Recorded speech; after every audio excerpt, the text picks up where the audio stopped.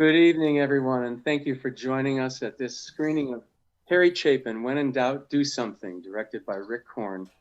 My name is David Bland, and I'm on the Film Selection Committee of the Teaneck International Film Festival, or TIFF.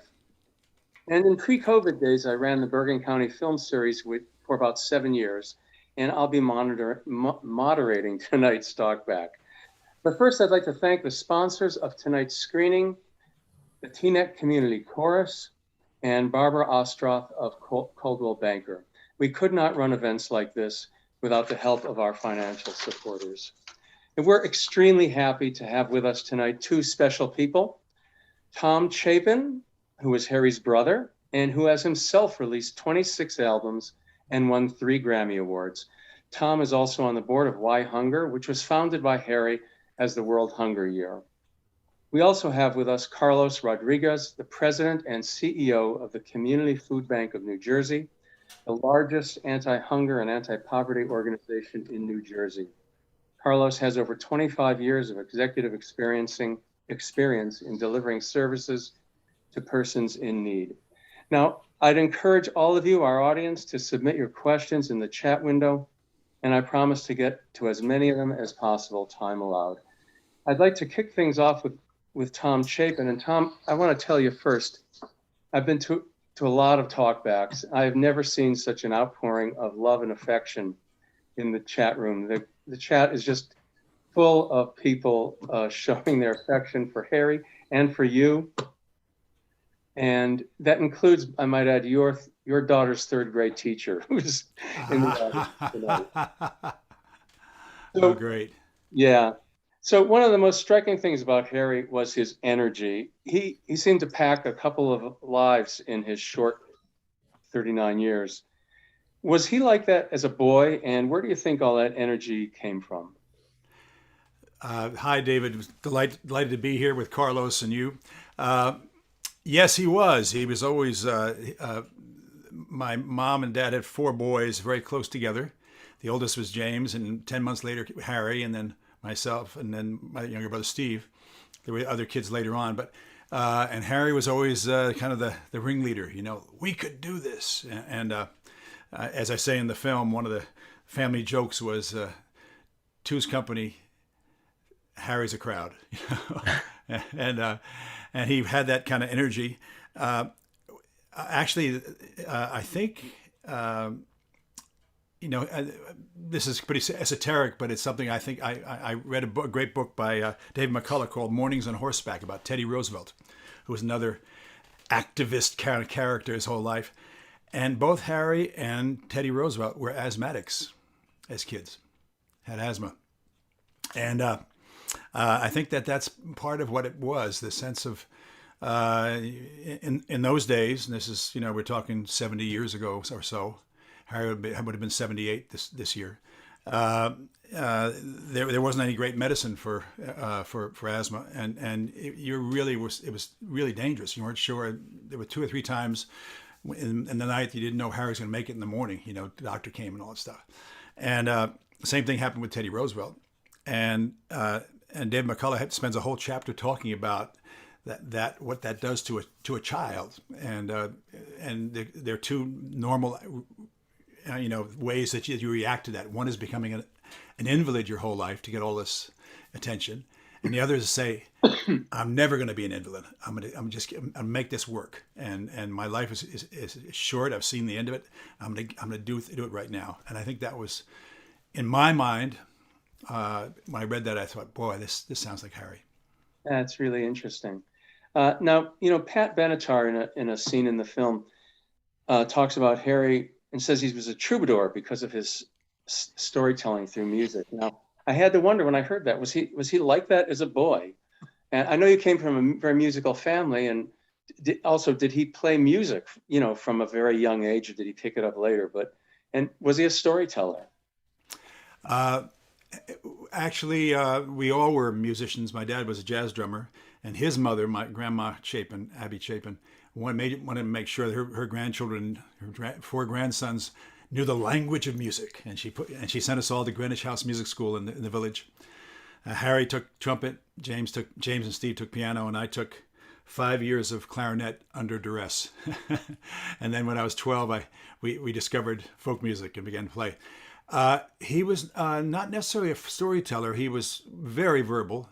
The real storyteller was my oldest brother James. He's also gone now. He was a historian, and he would always have these kind of wonderful.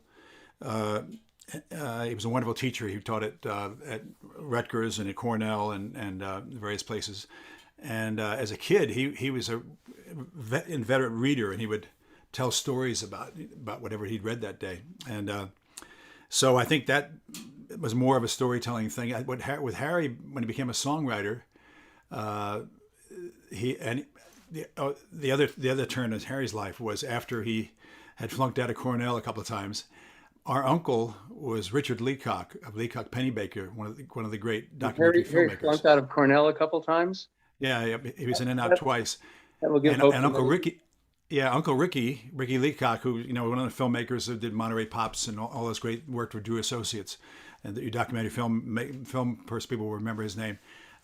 He always gave Harry a job and working in films while he was out of school, and Harry actually directed a film called The Legendary Champions about the heavyweight championship boxing division from the first one, John L. Sullivan to Gene Tunney, and it was nominated for Academy Award in 1968. So I think that, and while he was doing that, he was also writing material. But that's when it turned to telling stories about interesting people. So I think that's a big deal, more than as a child talking about it. I think when you're a filmmaker and you're looking for a documentary, you're looking for an interesting person like the one you just saw, and follow that person through. And I think because we steeped in that, and a good filmmaker, I think that really infected and affected his songwriting. Yeah, actually, I want to come back to that later. I found that really interesting that he'd make a boxing movie. Carlos, you are the CEO of the Community Food Bank of New Jersey. Now, I think a lot of people in the audience have heard of local food banks, but they may not have heard of the Community Food Bank of New Jersey. Could you tell us something about your organization and what it does and how they relate to local food pantries?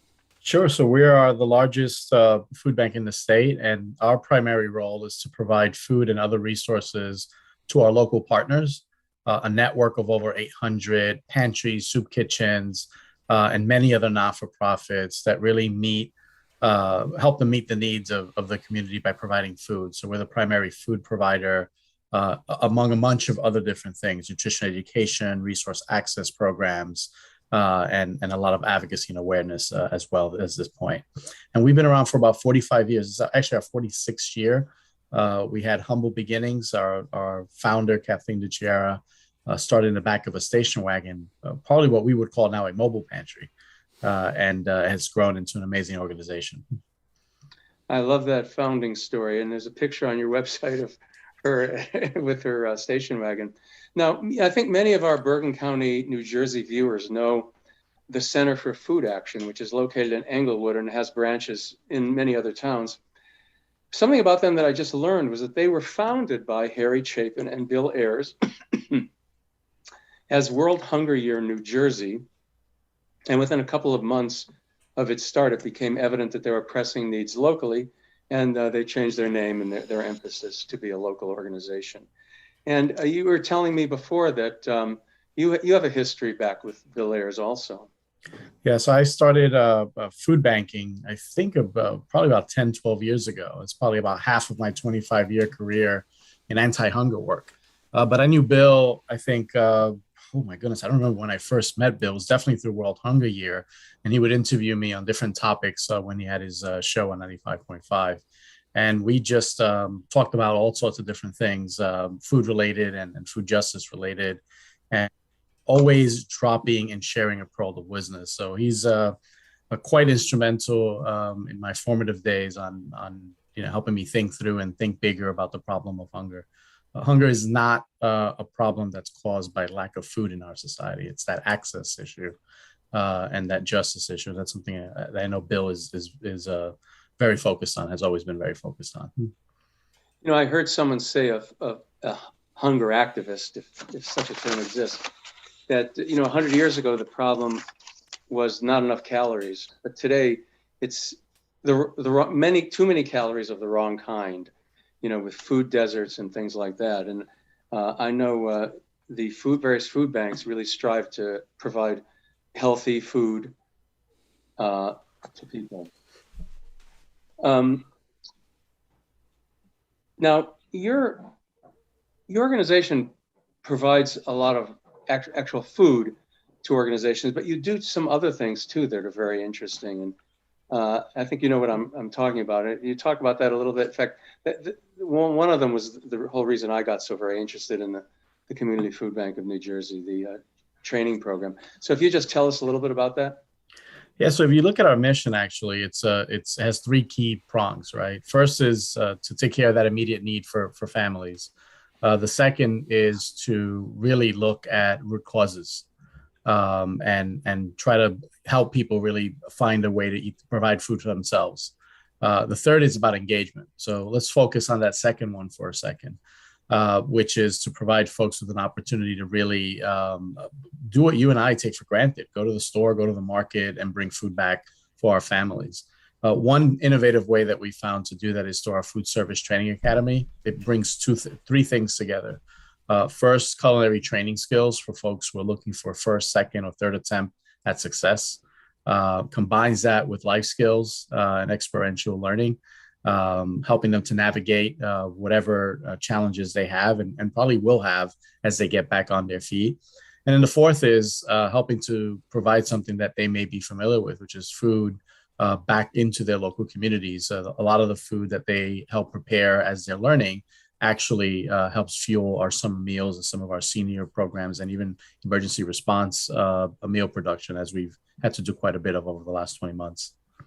I want to mention to our audience that right before COVID hit, my wife and I went to the graduation from your Food Service Training Academy for one of its classes. Now, I've been to a lot of graduations for my kids, for friends, for family, etc. I've never in my life been to as moving a graduation as that one, because the people who go through your program aren't on their second chances. Some of them are on their third and fourth chances.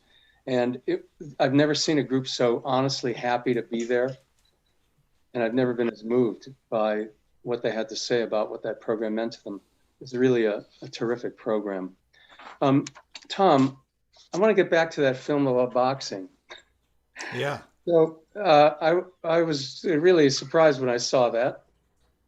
So he was pretty young, right, when he did that. So how did he get involved in that, number one? And then number two, of course, his life was cut very short at age 39. And I wonder what he would have done had he lived. Do you think he'd have gone back to filmmaking or anything like that? I mean, he was clearly a storyteller in all forms.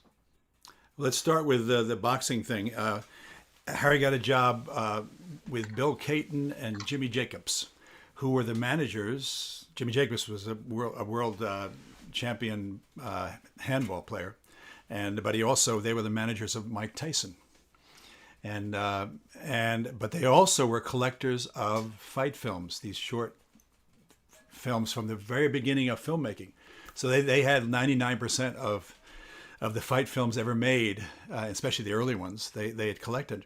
And they used to do these things on local channels in New York, Channel 11, Channel 9, 2 or 3 minute fights, greatest fights of the century, and they have a fight with a little piece of it with a voice and Jack Johnson against so-and-so. And so Harry got a job just putting them together, these little things. And he started looking and he says, boy, this ought to be a film. And they said, yeah, we're going to do it someday. And I said, well, I'll do it, being Harry. And so he wrote it up and did it. He had his Chapin brothers help do the music. And it was really quite a wonderful film. You can find it. It's called Legendary Champions. And as I said, it's the heavyweight division from the earliest sanctioned heavyweight fight with the Marcus of Queensberry Rose, Jack Johnson against, not Jack Johnson, whoever it was. I'm missing my names now. But then all the way to Gene Tunney. And Harry is going to make the next one, the one on, beyond. But then the next question is, what would Harry be doing now? And the answer is everything.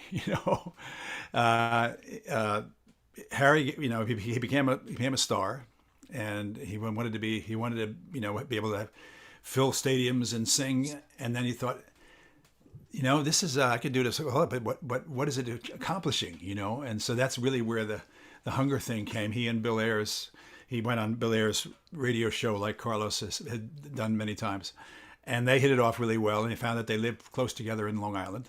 And Bill came to dinner, and they started talking about what they could do. And they both focused on the hunger issue because they both realized that, as Carlos said, there's enough food to feed everybody. And it's really about access, which means poverty and justice, food justice.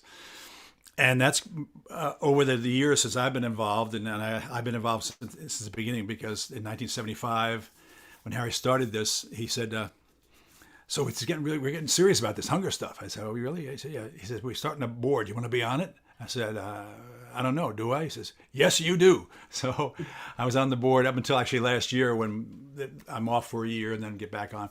But all the way through, I've watched how what I just said has become really clear in the hunger issue, which is food justice, and that if you're poor, you have to make these terrible choices about yourself and your family and your kids. Do you get gas to go to your job and rent and all that stuff, or do you feed your kids? I mean, it's really a terrible thought.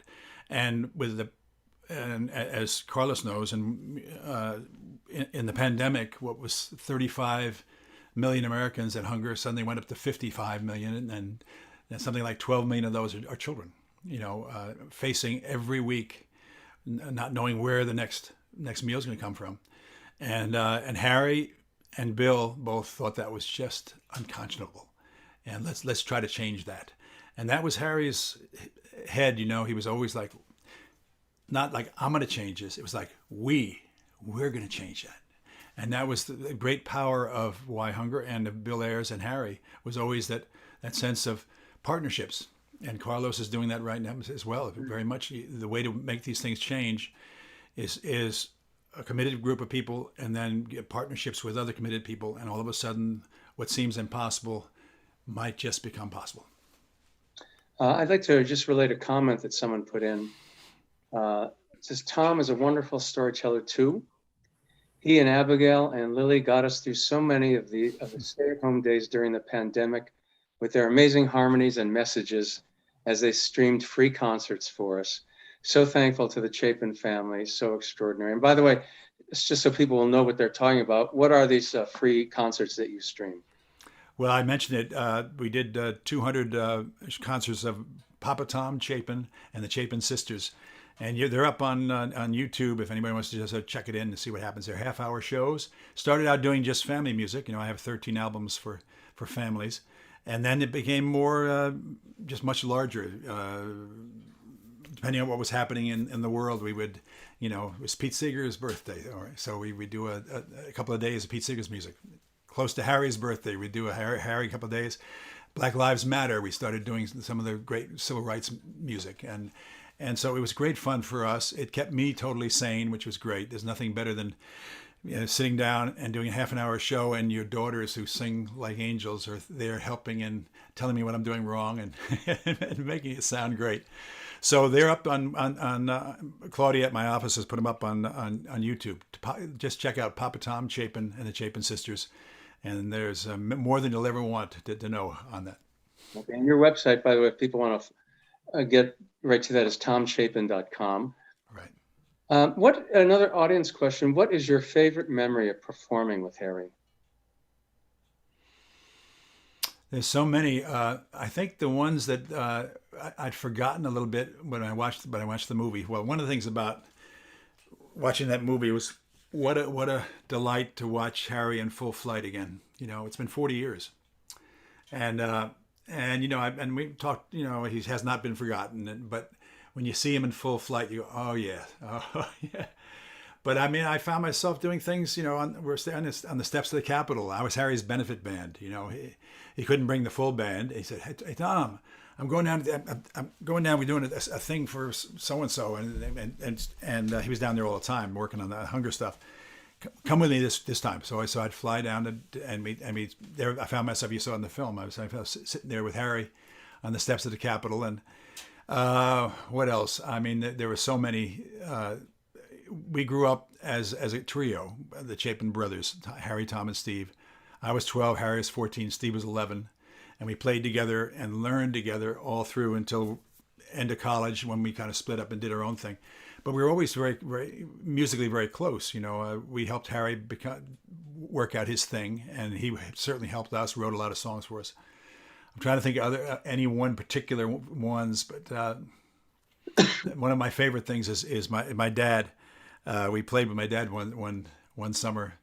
And he's a jazz drummer, you know. I mean, he's playing drums with us, and we did a show, and it's indicative of how we were at that point. I was like 17, Harry's 19, Steve's 16, and we could do a first half of the show. And at the intermission, my dad says, "Boys, it's going a little slow out there. I'll tell you what, Tom, Steve, cheer up. Harry, cheer down."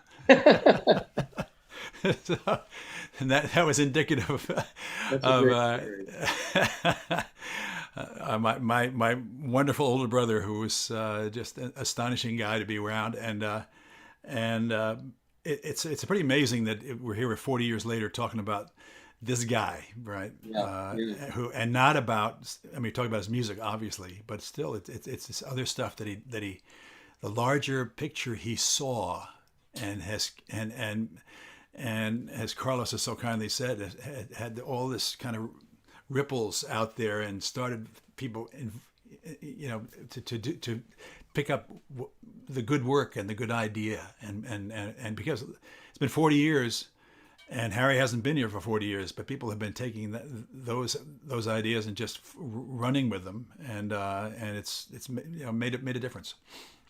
Carlos, you mentioned before we began the talkback that Bill Ayers was like a mentor to you, and it was really that whole operation, right? When you were young and getting involved in the industry. Could you talk a little bit more about that?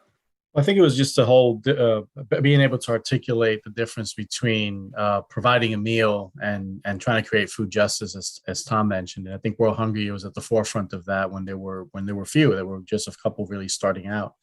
And it's interesting, as I saw the film, what a timely release over the last year to really reinvigorate that message. And right before, or right as this pandemic was taking hold, I think it's just a reminder that we can have change, and it's a more complex problem than I think we want to realize. It's not about empty calories. You're absolutely right. Scientists figured out how to fill us up with empty calories a long time ago.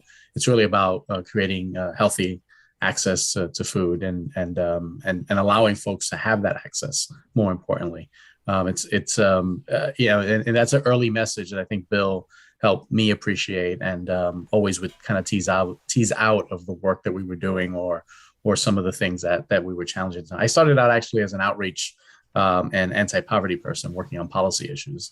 And so I came across Bill early and often. And then we just kind of grew from there. And I saw food banking kind of evolve into that, or start making home with some of those thoughts very early on, over a decade ago. And now it's a cornerstone of what we do and how we aim to fight hunger. And now, how has COVID affected your business? And how has COVID affected people in New Jersey in terms of food security? Well, I'll talk about the challenges, like the real life challenges of just trying to get food to different places in a socially distanced, pandemic friendly way, which is not easy. It's hard for us. It's even harder for our local pantries like CFA, Community Food Action, and so many others to had to reinvent their operations. We had to reinvent our operations and figure out where food was coming from, because in those early days of the pandemic, and actually that's something that's been lingering ever since, supermarket shelves were empty. So those donation streams that we depend on went away, and so we had to reinvent ourselves, start large purchasing programs, none of which would not have been possible without the generosity of the community. But that's half the story, if that. The other thing that really we learned during this pandemic is how solvable the problem is and how much we can actually do when we can garner the will to do something. I remember getting calls early on from elected officials. What do you need? What do we need to do? And I said, let's talk about food later.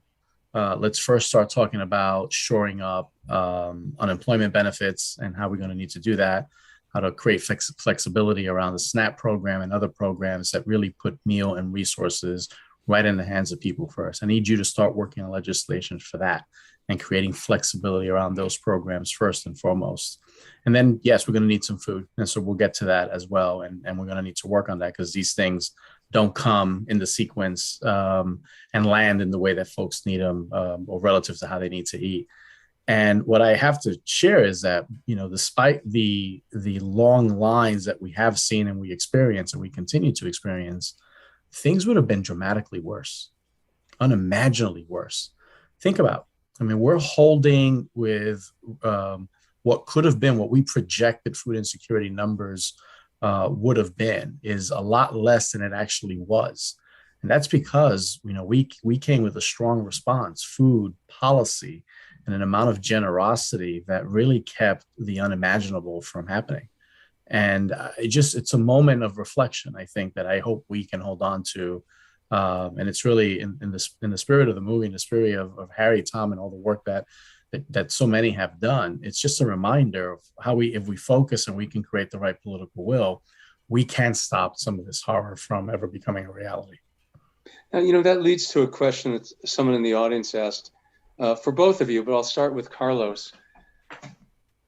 Are there any secrets to maintaining follow-through to big-time events like Live Aid and Farm Aid? Seems that social media can grab one-time attention, but people's attention deficit is woefully short these days. And Carlos, I'm sure you deal with that all the time. It's about starting a story and kind of grabbing the moment, right? Using a moment to really kind of grab attention and then kind of cultivating a relationship. The one thing the movie really brought to life is how important relationship building is, and creating awareness is not a one stop or one event activity. You have to make this problem relatable. I think over the last 20 months, people really did see their neighbors showing up and being one paycheck away from a disaster or from being hungry. That made it very relatable. And I don't think you can do that with just one event. With one event, we can meet each other, create interest.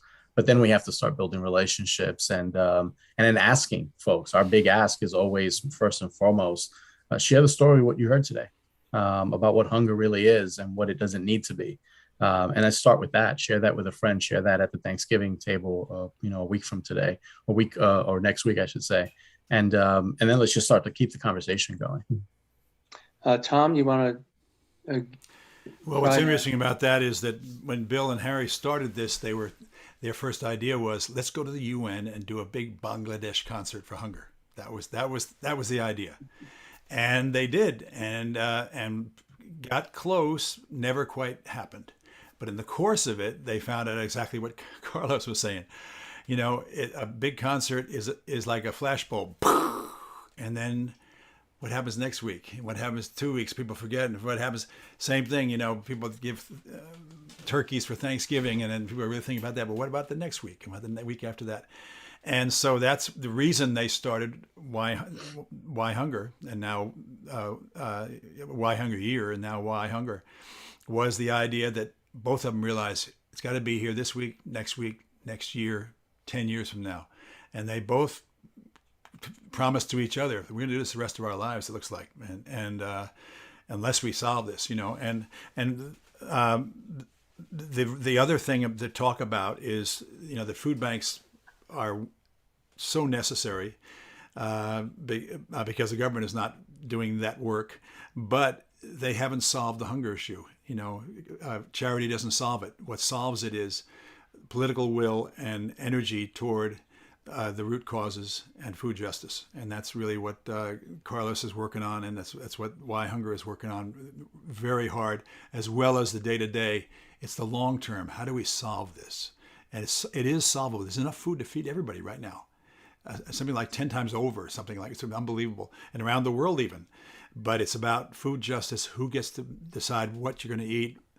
Nutritious food, getting it there, and saying that food healthy food is a right, not a privilege. Could you tell us a little bit more about Why Hunger and what it does and the programs that it offers? Uh, well, it does sort of. I'm not the great expert on every little part of it because it's a large thing. But Sure. I mean, it starts out with putting hungry people in touch with food and helping them towards self-reliance. I mean, that's what Carlos does. That's what we do. But Why Hunger has always been not a food organization, meaning actually providing food, but it's a political organization. And it has many partners. It helps to and financially and in other ways. There's a whole slew of programs we do. For many years, it has a food and hunger hotline, which you think the government would have, where somebody could call up and say, "I'm in Peoria, and I lost my job, and where can I eat nearby?" And Why Hunger had the resources and the connections to say, "Hold on a second," and they say, "Okay, go to so and so and talk." That's one thing. They have Artists Against Hunger and Poverty. There's a number of other things I'm going to forget. If anybody's really interested, go to whyhunger.org, and they have a wonderful weekly newsletter, and really the website is so informative about all this stuff, much more than I can talk about. I got to say that it's one of the things that makes me proudest when every time I do go to one of the board meetings or I get the newsletter, I look at this and I say, well, this is the important thing in my life, that this is happening. And Brother Harry started this so long ago, so clearly, but that's the good news. The bad news is we're facing it just the same as right now. We have so necessary. Another audience question about Why Hunger's Hungerthon, which begins next week, and how can people get involved? Go to hungerthon.org. Now, Hungerthon is another Harry invention. It originated in WNEW-FM here in New York City. And Pete Fornatel and some of the DJs were willing to do a 24-hour Hungerthon. And Harry was up for 24 hours on the radio. And I was living in Brooklyn. I remember the first one. And about 2 a.m, I get a call from Harry. He says, "Hey, what are you doing?" I said, I'm asleep. He says, "Well, it's very quiet up here. Come on up." So I jump in the subway and go up and spend 2 or 3 hours singing and talking on the radio. But that was the original. Now it's gotten really, it's the big fundraiser for Why Hunger for the year, and the informational as well. All the Sirius stations carry it. Here in New York's WFAN and PLJ, and a bunch of the stations carry it, and now it's streamed across the world. And it's the great fundraiser for Why Hunger. It's called the Why Hunger Hungerthon, and it's always like the week before Thanksgiving. On the 23rd, I'm going to be doing some radio stuff on WFAN and some of the news stations, CBS and those things. And but it's always a wonderful sort of thing to remind us this wonderful holiday of Thanksgiving was originated, aside from the Indian stuff, but originated the Native American stuff. It originated as a thank you to get through the harvest, and so the idea of Hungerthon at this time of year sounds like the right thing to do. To thank you for getting through the harvest, and let's change it to help those who are needy. I have another question for you, Tom, in the audience, and I'm going to ask Carlos a slightly different version of the same question when you're done. But so, do you see? There's no one like Harry, but who today, if anyone, do you see as the Harry Chapins of 2021? If any. I don't, but there's many people who are doing wonderful, good work. Bruce Springsteen is one, and we've tried to give him awards and he refuses. But he always is, when is on tour, he always would give 4 front row seats to the local food bank or whatever, something locally, and Why Hunger would tell him where. So when he's in Peoria, who should they go to? and raised astonishing amounts of money, and so they had 4 seats in the front row that they could auction off and have a meet and greet with Bruce beforehand. Those kind of things. That was the beginning of Artists Against Hunger and Poverty, which was as Arlo Guthrie said, are there artists for hunger and poverty? And a joke, but I other than that, I mean, there's several people who have been really helpful with us, including Chicago. Bobby Lamb of Chicago was a choir boy with me in Brooklyn as a child, so he's always been connected, and a number of different people. I don't think there's anybody who's doing exactly what Harry did. It was totally unique, because the astonishing thing, I mean, in '87, when he would have been 45 years old, Congress gave him the Congressional Gold Medal, which is the highest civilian award, and it was not for the music. It was for the fact that they all knew him. He'd been down there so many times in Washington, in their office, talking to them. And there's only 4 other songwriters who got it. I think the movie mentioned that it was Irving Berlin, George M. Cohen, and the Gershwin brothers, and Harry Chapin are the ones who got that medal. Pretty good company. Pretty good company. Speaking of his political action, I think I would wager the people watching this were surprised as I was at the clear affection that Patrick Leahy has for him. I had no idea that he frankly even knew any politicians at that level. It was really actually quite heartwarming to see that. Well, Pat Leahy came to the funeral. Pat and Harry and Sandy would ski up in Vermont and always spend time with the Leahys. And Patrick Leahy just announced today that he's retiring after all this time at 81. A terrific guy, but also a terrific, important legislator for all these years. One of the good guys, and really supportive of Why Hunger and all its work. And so we will miss him. But I have wonderful memories of Pat, and he came to the funeral and gave this amazing eulogy. Yeah. Now, Carlos, I want to ask you a version of that question. Not necessarily who was like Harry as a singer, but do you see anyone, in the private sector world of the arts, a popular figure who is as involved with world hunger and the problems of poverty the way Harry Chapin was? I think Harry's one of a kind. I think I want to echo that. I mean, I know that now more than ever, having watched the documentary, because I actually see the fruits that he actually helped create. And so there are many that have taken on the issue, and Bruce certainly one. I mean, first show that he came out, he says, I'm going to donate proceeds to local organizations, and we were beneficiaries. So were many others in the area here in New York when he went back to Broadway. But he was different. I mean, Harry was clearly different. People refer back to him and reference what they're doing today. I don't know that there's someone with that kind of profound impact and the tenacity that came across in his interviews. In the Hunger Commission, it was approved that he was still going at it, making a point. I mean, it just really, he had convincing to do, and it was something that's, you just don't see that very often. And that's not because we have a shortage of folks working on it and committed to it. It's just that was a very unique brand and calling, I would say, that I know I personally would want to aspire to try to emulate in a fraction of a way, and hopefully as successful.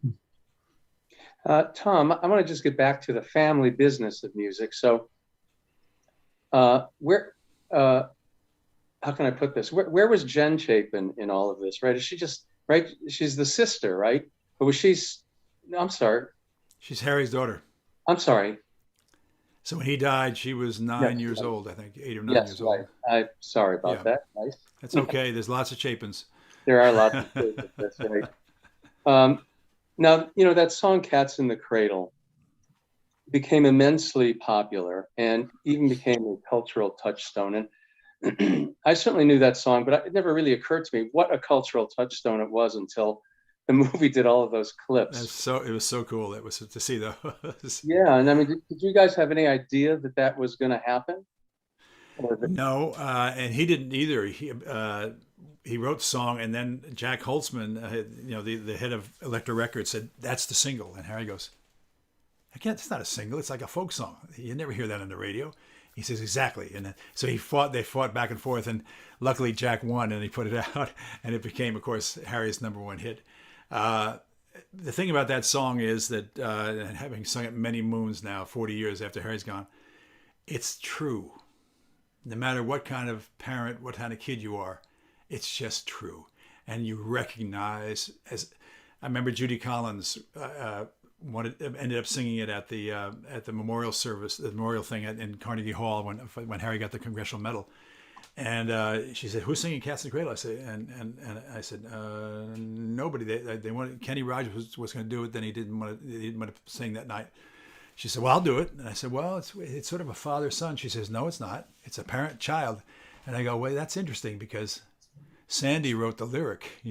Harry's wife, Sandy, had a poem about her first husband and his father, and he showed it to Harry, and Harry, whoa, and he made it into a song, and so Judy Collins goes, "I'm definitely doing it now," and she's right. You watch as the story, this sort of simple little story goes, and that Cats in the Cradle and the Silver Spoon just sounds like a kid's book or something. You don't quite know what it is.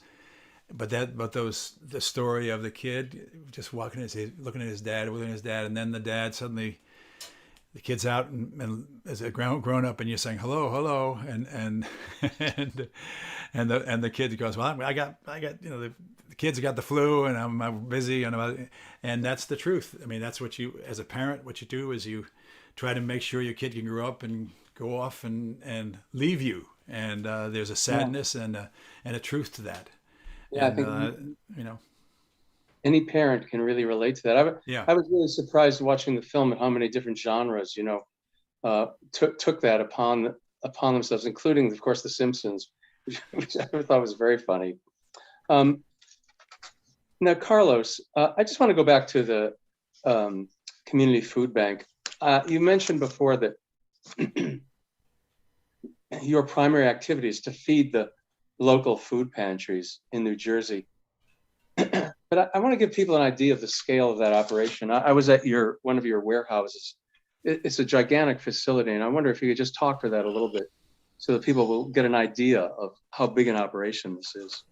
Yeah, so we have two main facilities. We had two main facilities before the pandemic. We had to launch a third one to deal with some supply chain issues that we were all too familiar with. Our biggest one is in Hillside. It's about 285,000 square feet. And so it's about a few football fields fit inside of that. And then we have another one in Egg Harbor in Atlantic County that's about 35,000 or so square feet. And out of those facilities before the pandemic, we were providing enough food to support about 50 million meals. This year, we're on target to not only repeat what we did last year, which is 84 million meals, but we're on pace to increase it by another 9 million meals because we've noticed that some areas need a little bit more support, and so we're focusing on closing some gaps and honing in on some populations where there's a higher need. You mentioned Thanksgiving is coming up, which I'm sure we all know. I want to mention a comment in the chat room that of local interest here in Teaneck, that the Teaneck community leaders and veterans of foreign wars are hosting a Thanksgiving meal for seniors, veterans, and emergency service workers and families who need a meal on November 25th from 11 a.m. to 1 p.m. At 399 Water Street in memory of Janice Preschel, who used to run the food pantry. Now, Tom, just back to you for a second. In addition to that documentary, that film that Harry worked on, he also wrote a Broadway show, and he also wrote the music to an off-Broadway show, Cotton Patch Gospel, just before he died, which retells the life of Jesus as if in modern-day Georgia. Now, what a breadth of talent he had. And I want to just go back to that question I asked earlier. Had he lived, do you think he'd have gone? What think he'd have gone in the direction of theater? I mean, heading there, right before he died. And I realized don't really know what would happen. I think one of the things I always thought was really sad that he died right before the videos started happening on television, video songs, because it was right before, remember that time when, what's the station that has all the videos, but he would have loved just to do it. Okay, I got to do a video Taxi, do a video Cast in the Cradle. And he never got a chance to do that. So I think that's a real place that he would have done. I think he would have kept doing the music. He loved the music. He was very involved with politics. So I don't know where that would have gone.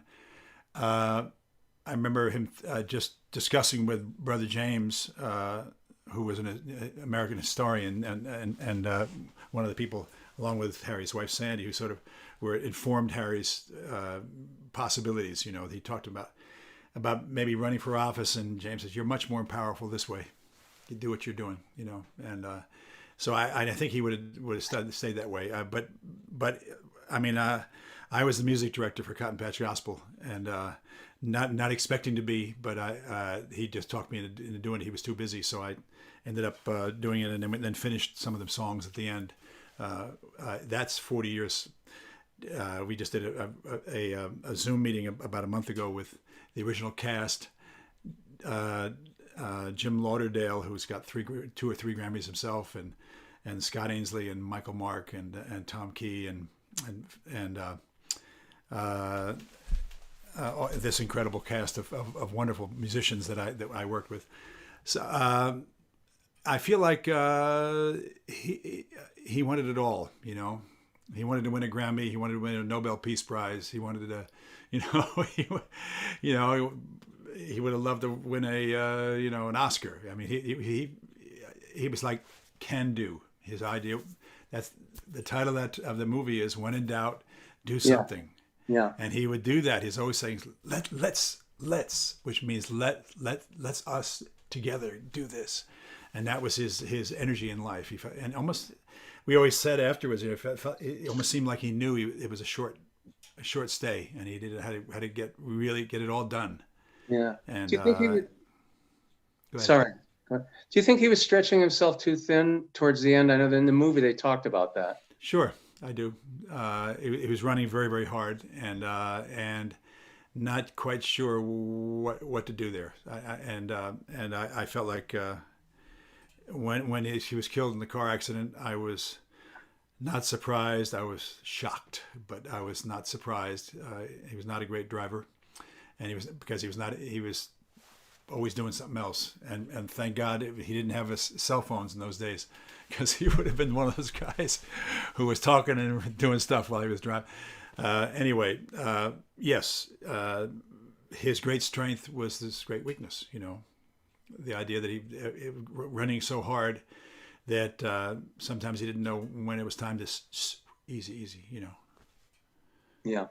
There were times when I was his, as I said, his benefit band a lot of times, and I hadn't seen him for 2 or 3 weeks, and I suddenly, okay, we're going to Thunder Bay, Ontario, and so. We got these 300 shows, and so I get on a plane with him at LaGuardia, and he'd be like just firing, Harry, whoa, it's Tom, easy, and he had to, because he was the sales. This is what we're doing, the hunger stuff. We do this, and oh yeah, I'm doing this. Yeah. So that was a worry for all of us. That this sense of this great running that ended up finally running out. I read a statistic that over half the concerts he gave were benefit concerts. For the last couple of years, that was true. Early on, it wasn't, but once he got involved, the thing about Harry was, he was not a saint. It was, but hunger became an issue that he thought he could really make a difference. Yeah. So it wasn't that he was Mother Teresa. I'm sorry, Harry was a full a 360-degree character, and a wonderful guy. But the hunger stuff was just became. We could do this. I'm sure Carlos knows about that. That people, oh my God, you're doing this wonderful work. Yes, I am, and I want to be in this world, but I'm not a saint. I'm just looking at this and saying, this is doable, it's necessary to do, and I want to get it done. And that's the way he looked at it. And that meant for him always, I'll run harder than anybody else to make this work, you know. We only have a few minutes left. Carlos, I'd like to ask you about another organization that you deal with or are a part of. I'm not clear. I only just found out about it myself recently, and that's Feeding America. Could you tell us what that is and how your organization relates to that? You know, Feeding America, well, let me just start with the local pantries. Local pantries, I think about 40 years ago, got together and said, hey, I heard about this thing called a food bank. They can get all the food, hold it, and then give it to us. So let's start that. You know, a few years after that, a bunch of food banks got together and said, hey, we can kind of organize a little better and start figuring out logistics and problem solve together. If we kind of band together at a national level, why don't we do that? And that's the organization that has grown to become Feeding America. And we're all member organizations of Feeding America. We work together. It's you know, we come up with everything from contract standards, and then Feeding America holds that for us. We innovate together. We do now so much more awareness, policy, and advocacy on a national level. And we've, you know, we just kind of matured with each other as an entire network. So when you think of a network, think of it from the one entity at the national level, Feeding America, all the way down to the 800 or so local programs that are a part of us. That's the network. And when you think about that network, it's a silent giant waiting to wake up and do something. And I think once we kind of come out of the day-to-day of making sure food is where it needs to be, and as we grow in our ability to give voice to this problem, articulate what the real solutions are, when we start doing that in unison, I think we'll be really living up to Harry's legacy. By the way, I forgot to mention regarding that Thanksgiving meal in Teaneck, which is dedicated to the memory of Janice Preschel. She, in addition to running a food pantry, she was also on the TIFF board. And I didn't know that about her. Yeah, she passed away from COVID. It was a real shock to everybody. Yeah.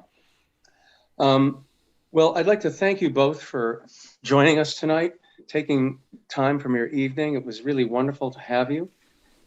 You can read more about Tom at his website, tomchapin.com, and you can read about Carlos's organization, the Community Food Bank of New Jersey, at cfbnj.org.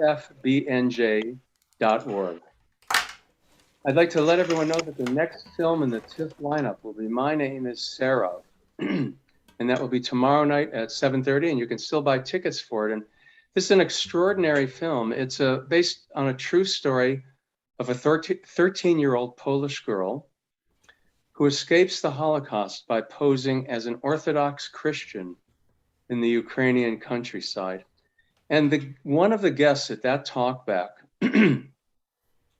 will include the 94-year-old Fania Wedrow, who's from the same town as the real Sarah and knew her. Pretty amazing. And we'll also have the executive producer of that film, Andrew Intrater, and the director, Stephen Orett.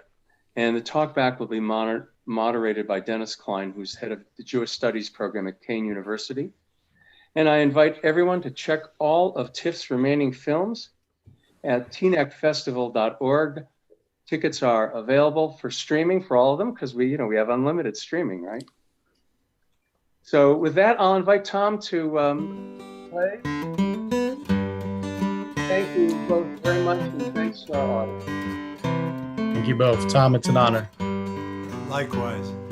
When we were farmers, we hauled in the harvest and found it Thanksgiving Day. With food in the shed for the winter ahead, we would gather together to say, thanks for our health, thanks for our hearth and the bounty that grows from the ground.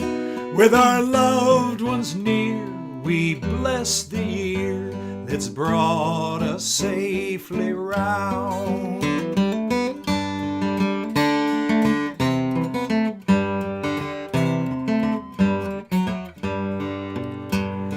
Now we are shoppers, we drive to the market. The farm seems a light year away. Still every November we pause to remember that time-honored old-fashioned day. Thanks for our health, thanks for our hearth, and the bounty that grows from the ground. With our loved ones near, we bless the year that's brought us safely round.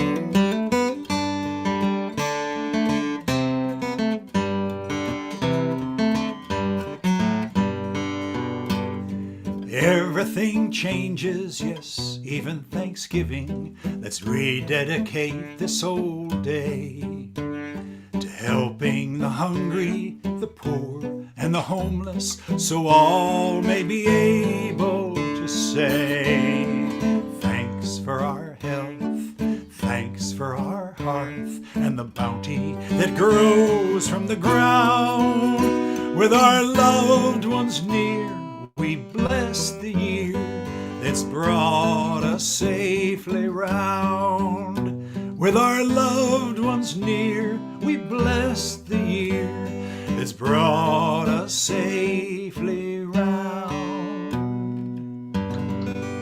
Thank you, Tom. That's a first for TIFF. It was wonderful. Thank you both. Thanks, friends. Happy Thanksgiving. Same to you.